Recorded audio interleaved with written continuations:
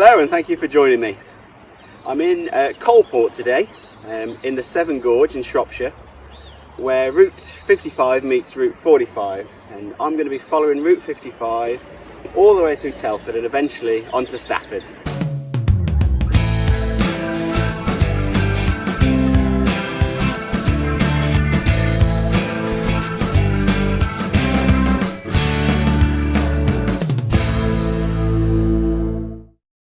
In this video we're going to be following Route 55 from Coalport up to Telford Town Centre and then to the very edge of Telford where it leaves and makes its way to Newport.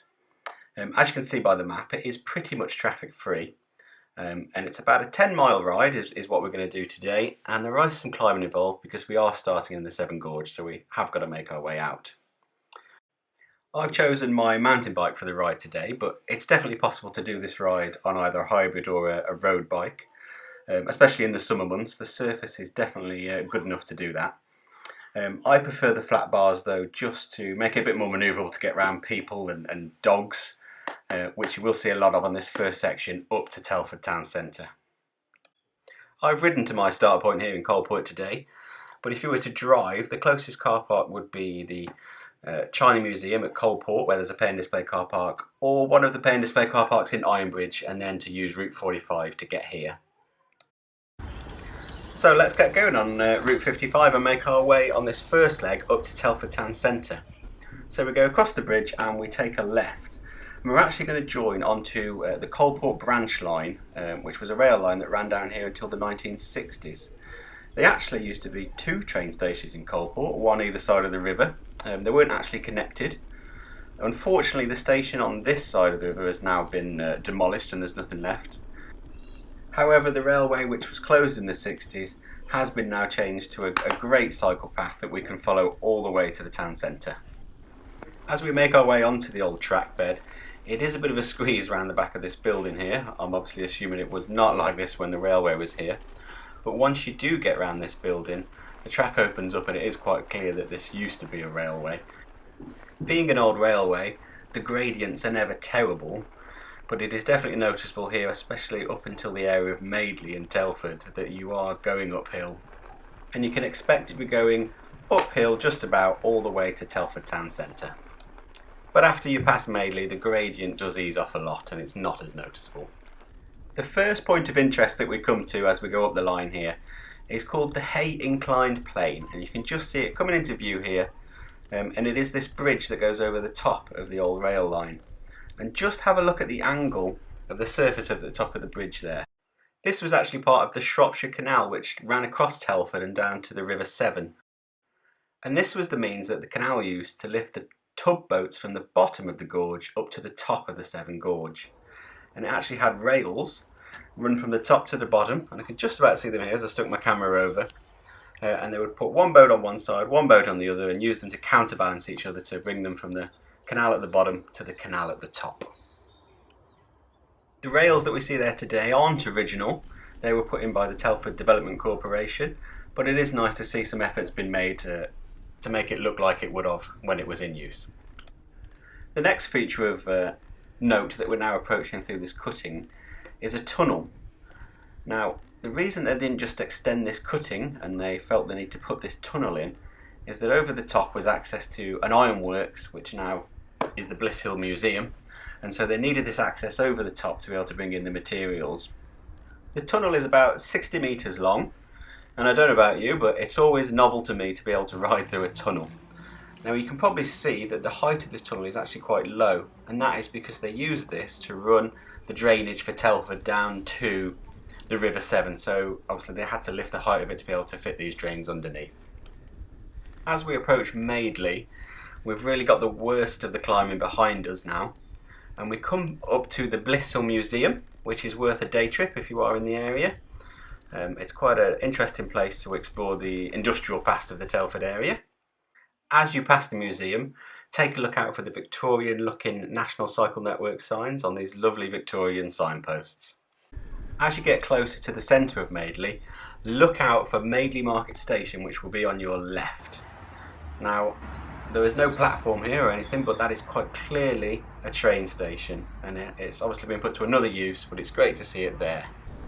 As we carry on the journey, we cross a couple of bridges as we go out of Madeley.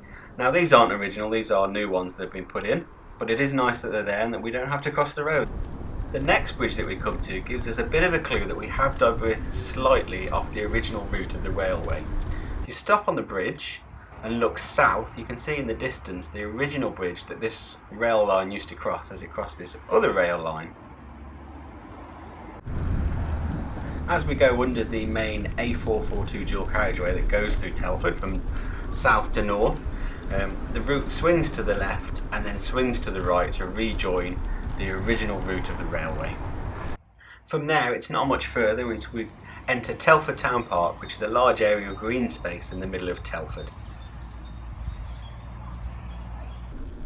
In Telford Town Park we will come across the second station that we can actually see something of, and this is Dawley and Sturchley station here on the left.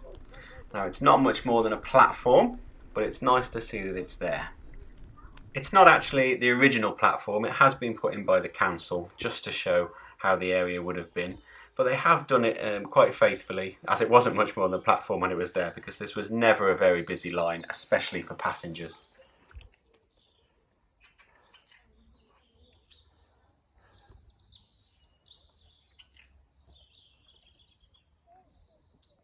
Not much further up the line, we take a left and leave the route of the Coalport branch line, and we head up towards Telford Town Park.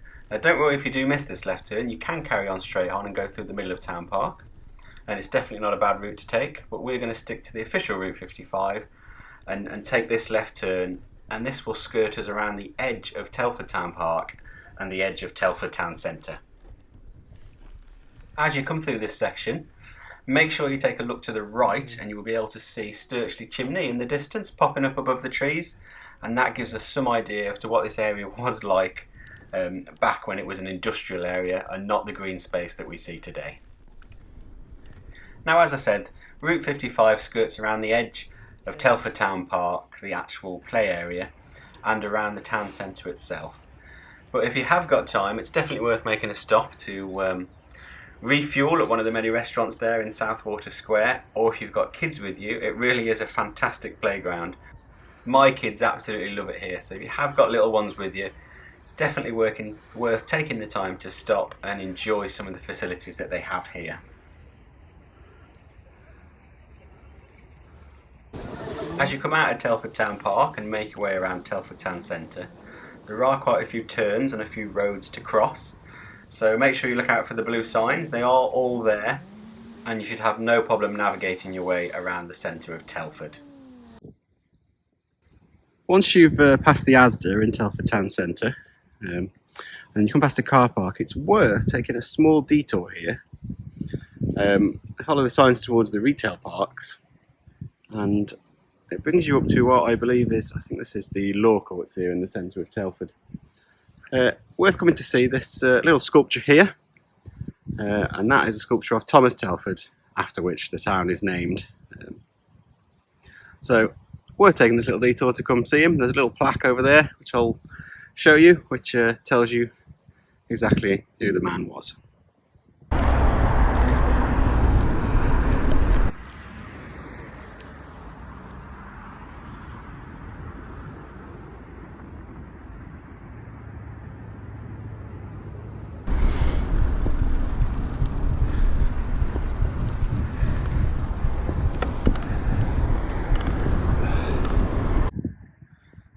Again, the route around Telford Town Centre is very well marked. You can see a sign directing us towards the train station and down this way down here.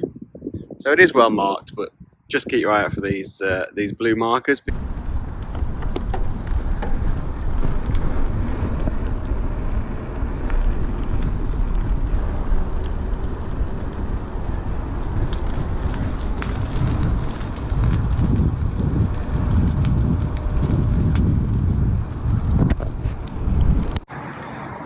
Here we have a route sign for Route 55, which actually isn't on the traditional blue markers, it's on this fancy new black sign. It's quite well signposted around the town centre, but like I said, it just gets a little bit twisty around here, a few turns, so you've got to watch out for these signs. And we're just coming up here to the new Silver Swallow Bridge here in Telford.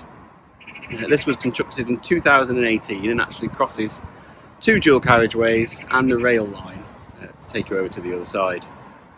Yeah, you can just see a train pulling out of Telford station there, and from this angle we can see the bridge crossing the 2 dual carriageways.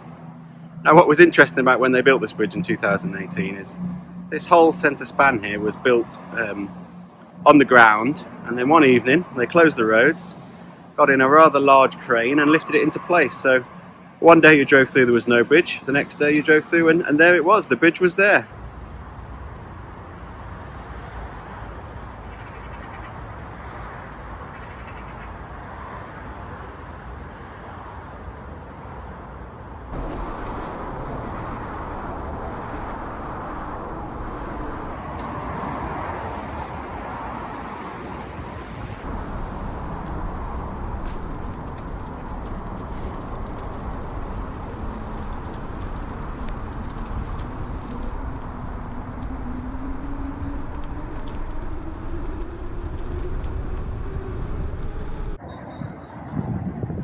Once you come down off the Silver Swallow Bridge, down this curvy ramp here, you'll come past Telford Central Station, which today is deserted like most places during lockdown, and you'll just carry straight on and up this cycle path here, which takes you up the side of the M54 motorway.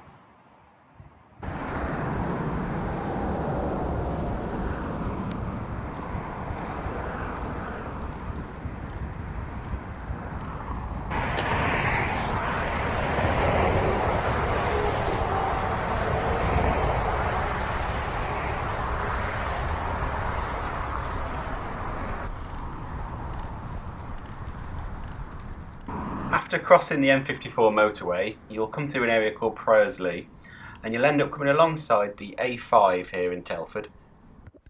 And this is the final bit of climbing that you'll have to do on this route until you get to Stafford, actually. So there's a little bit of a climb here, but don't worry, from here on in there's really nothing that could be called a serious gradient all the way to Stafford town centre.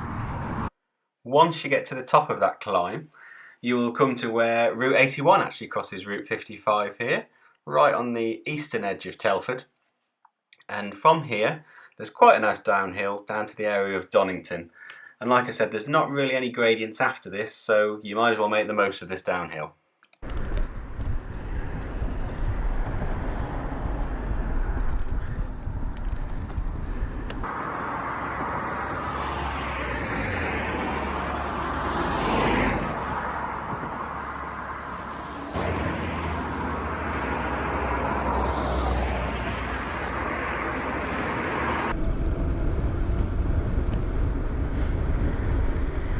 Once you make it to the bottom of this downhill section, you come into the area of Donnington, and take a look on the roundabout at the bottom of this hill and you'll see a miner with his horse and his cart. This is here to honour the Telford miners that worked in the area during the 17 and 1800s. From here it's a pretty straight run on cycle paths down the side of the roads all the way to the edge of Telford where we're going to be finishing. As we come to the northeastern edge of Telford, we come to the Clocktower roundabout, so named because of the clock tower in the middle of it, which used to be on a foundry that used to occupy this site here now where we've got houses. Also here, if you're so inclined, is a McDonald's, which might be a nice place to refuel for the rest of the journey on to Stafford, which continues on up there across the roundabout. But for today, in this video, this is going to be the end point. I will be doing part 2 where I'll follow Route 55 all the way from here into Stafford Centre, so look out for that. Make sure you like and subscribe to get that notification when that video comes out. I hope that this video has inspired some of you to ride Route 55. I've really enjoyed making this video and I've really enjoyed this ride, so until next time, take care and thanks for joining me.